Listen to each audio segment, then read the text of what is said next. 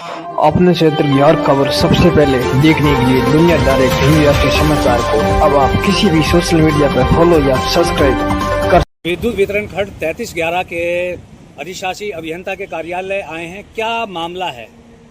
मामला ये है कि कल शाम को एक गौवंश की मृत्यु हुई थी बिजली विभाग की लापरवाही के कारण, जिसमें कि ट्रांसफार्मर पर करंट आ गया था और वो गौवंश वहाँ घूम रहा था और टच होते ही एकदम उसकी तुरंत मौके पर मौत हो गई।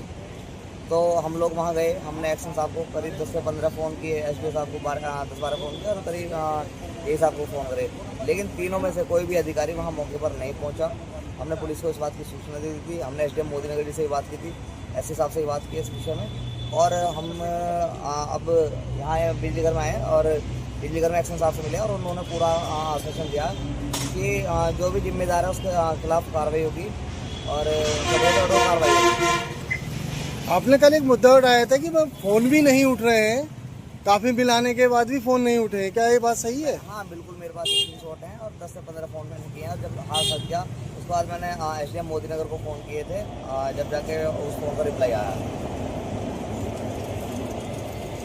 चलते जो है गोवंश की मौत हो गई, जिसमें गोरक्षा दल वालों ने शिकायत भी आपको विभाग को दी है और आरोप लगाए हैं कि विद्युत विभाग की लगातार जो लापरवाही है उसके चलते ये पहली घटना नहीं है, इससे पहले भी काफ़ी घटना हो चुकी है जिससे गोवंश तथा अन्य जानवर की बिजली के करंट से मौत हो गई है।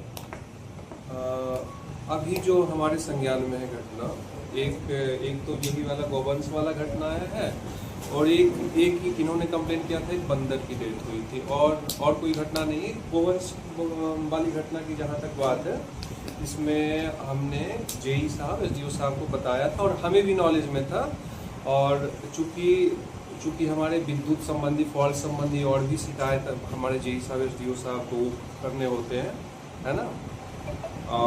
तो संबंधित लाइनमैन जहाँ तक गए थे वहाँ पे, क्यों जी साहब, संबंधित लाइनमैन गए थे और संबंधित जो हमारे नियरेस्ट आदमी थे वो साइट पे अवेलेबल थे, और मैं भी एक बार साइट को देख लेता हूँ। उसके लगातार फेंसिंग जो की गई है वहाँ पर एलटी और एसटी की लाइन है, अगर फेंसिंग देखी जाए तो उस पर जो है लोहे की फेंसिंग है और आए दिन जो है उसमें करंट उतरने के कारण ये हादसा होता रहता है। तो आगे की क्या प्रक्रिया रहेगी? क्या इस फेंसिंग को चेंज कराया जाएगा या इसी तरह से ये हादसे होते रहेंगे? फेंसिंग, देखिए फेंसिंग में तो ऐसे बिजली की लाइन आती नहीं है ऐसे जनरली, और यदि आप शिकायत कर रहे हैं तो कुछ संबंधित, एक्चुअली हम लोग हर एक फेंसिंग को चेक करवाते हैं। ये मतलब हर एक पोल को देखते होंगे, जैसा कि जैसे कावड़ यात्रा सावन में स्टार्ट होता है तो हर एक फेंसिंग में हम लोग पॉलीथीन लगवाते हैं नीचे। ये मतलब इन द केस ऐसे तो जनरली आते नहीं है करंट, लेकिन फिर भी हम लोग पॉलीथीन लगवा देते हैं सेफ्टी के पर्पज से, और ऐसे ही हम लोग हर एक फेंसिंग को चेक करवाते हैं। हर एक हमारा आदमी लाइनमैन जो है टेस्टर से चेक करता है उसमें बिजली तो नहीं आ रही है ना, तो उसी हिसाब से हम लोग देखते हैं। एक्शन साहब, आखिरी सवाल है मेरा, जिस तरह से सर्विस केबलों का जाल बुना हुआ है उस पर क्या प्रक्रिया रहेगी विभाग की? क्या इसी तरह से सर्विस केबल का जाल रहेगा?